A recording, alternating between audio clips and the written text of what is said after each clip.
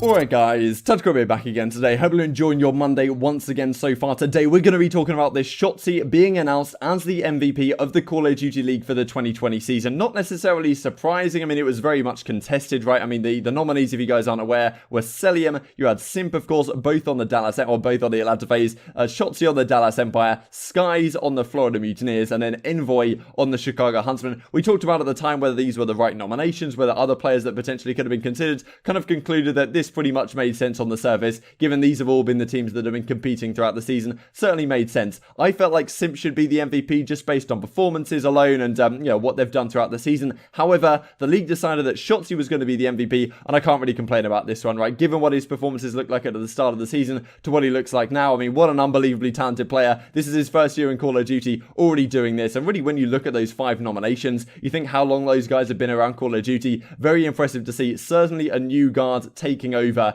in the Call of Duty scene, but great to see of course some of the old players still performing very well, right? I think we saw you know, Clayster and Scump this weekend have the highest 2 KDs so far, like Clay with a 1.23, Scump with a 1.2, something like that over the weekend, so they're still dominating in light of all these young up and coming MVPs, so great to see. Long may that continue for sure. Let's talk about this then today. Like if you guys enjoy the video, subscribe if you are new as always, I'd greatly appreciate it. A couple of things to mention just before we get into that. This from Crone at CDL Intel saying that the CDL playoffs on YouTube has almost 1 million views, probably more than 1 million as we're doing this, in just 4 hours, since it went live. Now, of course, this is somewhat misleading in the sense that this counts all the people that were watching it on when it was live, so it's not like 1 million people have clicked on this in the past 4 hours. It's more like over the course of the stream, 1 million people have clicked on it and then maybe gone off and then come back on. Like, definitely happens to me, where I'll click on the stream, I'll close it down or go and do something, especially when people watch on their mobile, right? Like they're watching it, then they close their mobile, then they open up the app again and go back to it. That counts as like 2, 3, 4, 5 views, right? So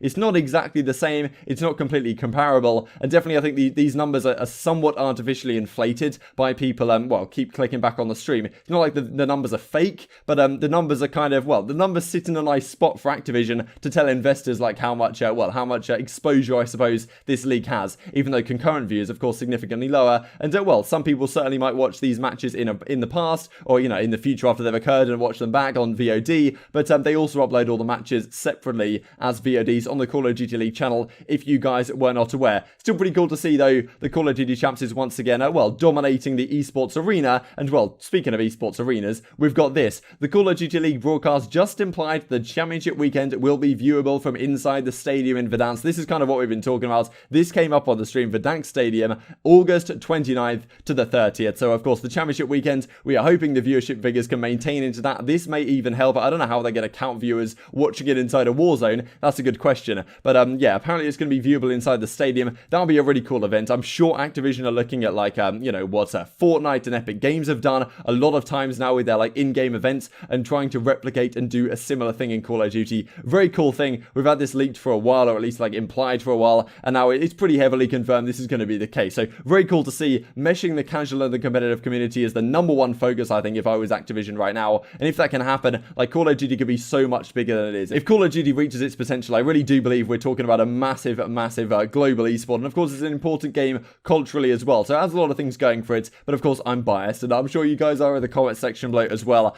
Let's talk about Shotzzy then. From the beginning of the year, with all the hate and just putting my head down and putting so many hours into improving day after day and have it pay off like this is a special feeling. Thank you for the support this year. You guys have all been amazing. Interesting how they announced this. I thought they were going to like hype it up somewhat, but it was kind of just like, I don't know, I wasn't watching the stream after one of the matches, and I just saw on Twitter, oh, Shotzzy's MVP. It's not like they did like a massive countdown or anything, kind of anticlimactic in a sense, and well, didn't really talk about how the voting was done and the ranking, I suppose. Not like you need to give a ranking, maybe like some reasoning kind of been nice. I don't really know, but it's interesting, of course, the pros, or not the pros, but the pros were decided, and then the analysts and the casters get to choose behind the scenes who ends up being the MVP for the season. Certainly interesting. I mean, when did we look at Shotzzy at the start of the season when he was dropping 0.6s? I mean, he had like a 0.6 in domination or something in one of the Huntsman series early on. Wasn't looking good. I mean, we had the whole Nameless thing, calling him a bust. I mean, that was just on one of these shows contesting the point or whatever, where he just had to defend that point. Wasn't necessarily Nameless's actual opinion on the matter. But yeah, certainly, obviously he was going to improve at some point. He has improved drastically to be one of the scariest players in the entire league, especially with an SMG in hand. It's not an easy role to run. Shotzzy makes it look easy. His movement is absolutely incredible, and given this is his first year in Call of Duty, I mean, man, this is is something special. Like, how can he one up this next year, right? His first year in CoD, and he's won the MVP of the season. Like, what does he do next year? Another question could be for sure, was Shotzzy the right player to pick here? You could definitely say that, Sim, I mean, in terms of KD, like, I think Sim was better in that role. But then again, it's not necessarily about just KD, it's about the most valuable player. And if you're thinking about the most valuable player for a team, Simp on the Atlanta FaZe, maybe you could argue he's not the most valuable player on the team. You could say Celium is, because he's more of like a versatile player. You could say aBeZy as of late has been. However, on the Dallas Empire, I think it's pretty clear that without Shotzzy, they wouldn't have had the success they had and won the events that they have done, not only on LAN, but also online as the most recent as well. Shotzzy clearly improved a lot when we went to the online arena, but no doubt in my mind, he would have improved also on LAN. It's just clear that his trajectory throughout the season, and to be honest, going forwards, is also up. That's what makes this talent so scary indeed. And the Dallas Empire, to be honest, have done a great job building for the future here. No matter what the future holds, whether it's 4v4, what type of game, you know that Shotzzy's going to be phenomenal at it. Some sort of risk, though, of course, was Halo Infinite coming out. Is Shotzzy going to go for that? What's going to happen there? Is that a possibility? Now, as we talked a few days ago about, with Halo Infinite being delayed, makes it much, much less likely. And I believe Shotzzy even said that he does not plan to go back to Halo now, and that's not going to happen. I mean, it'd be pretty difficult to do, right? You win MVP of the season, and then you're straight off to another game. I mean, that would be remarkable. That chance of me going Halo is, it was at 1%, now it's at 0% since it got delayed, so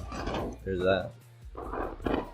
Not going to happen, though. There was a couple of, minutes of, interview that Miles did with Shotzzy that I'll share a little snippet of that at the end of the video. Relevant links, of course, down in the description box as always. But just to finish off with this discussion on Reddit, because, of course, the league commissioner, Joanna Fairies, actually came out and kind of did this announcement and talking to Shotzzy. Thought it was pretty interesting, right? Like, in the NBA, for example, Adam Silver, like, he's pretty prominent in terms of the communications that come out publicly. Joanna Fairies, certainly very behind the scenes. We don't see too much from her. We've heard some things being said by her. Like we've talked about, well, she's talked in interviews about how she wants the future to be like kids when they get out of school. Like, do they want to be an NFL player? Do they want to be an NBA player? Do they want to be a CDL player? Like, that's the big picture that she has in mind. I appreciate the big picture. Don't know how realistic that is, but who knows, right? So we can see some things from her coming out occasionally, but it's pretty rare. Like, you don't see her at events, of course. I mean, okay, we didn't see her at events earlier on this season, but obviously it went online, so it's a little bit more difficult to do that, right? But still, it's pretty cool to see something from her at the very least. Hopefully she does become more public facing, right? Because it feels like, at least if she's more public facing to the community, it feels like we have kind of an in with like Activision and what their thought process is. And at least maybe if she's keeping up and commenting, I suppose, on relevant and contemporary issues in the CoD community, that might make it feel like, as a competitive community, we have more sway in the overall the overall state of the game going forwards, which maybe it doesn't really feel like we do right now. Would be cool to see more from her, but we did see it. I mean, people were talking about how she was reading from a script. It feels pretty soulless. My mummy doesn't follow CoD, thought she was talking about someone who had passed away at first, which is pretty funny. But then again, reading from a script is not a bad thing. She seemed extremely professional to me, which is exactly what I would want if I owned a team. Hex recently also spoke very highly of her on a podcast. Don't know which one. Haven't actually watched this one. Didn't know this clip, but I'm sure you guys will let me know which podcast it was in the comment section below. Hope you guys enjoyed the video. Like if you did, subscribe if you're new as always. I would greatly appreciate it. A couple of minutes of clips then to finish off with the Shotzzy discussion. Do you think he deserved the MVP? Do you think someone else should have got it? And what does the future look like for this guy next season, right? Because if he's won the MVP first season, what does next season look like? Is he going to go back to back? Who knows? It's crazy that we even are having that discussion, right? Given how good this guy is, but definitely some other competition on the horizon. Thanks for watching as always. Like if you guys enjoyed, subscribe if you're new, and I will see you next time. Obviously, when you joined the Call of Duty world, there was a lot of questions. You're a champion in Halo, you're a champion from other titles. There was a big risk in you coming over here, and I know that was a huge risk that, of course, Dallas Empire took, that Envy took. I mean, how has it been going from a player who a lot of folks didn't necessarily give you the respect that I think you knew you deserved, and the fans especially, there was a lot of flack thrown your way. How does it feel to come out on top of what was a very, very difficult year, truly as that MVP? Yeah, I mean, like looking back at it, I had such a rough, launch weekend, and my teammates after that launch weekend, they knew I could regain and just come back with fire, and then that's kind of what I did throughout the season. It felt amazing. I had so much backlash, like I said in the first two events, and like going to LA, kind of like an underdog, I kind of just proved everyone wrong and kind of just won the event with the team, and it just felt really good. Yeah, I want to say thank you to fans for supporting me, my lows, my highs and all that good stuff. But most importantly, I really want to thank, Hugh, Crim, and Clay, because if it wasn't for them, I genuinely wouldn't be like, an MVP candidate and all that good stuff. So, props to them. for just trusting me and giving me this opportunity. So if it wasn't for them, I wouldn't be here. So thank you to them.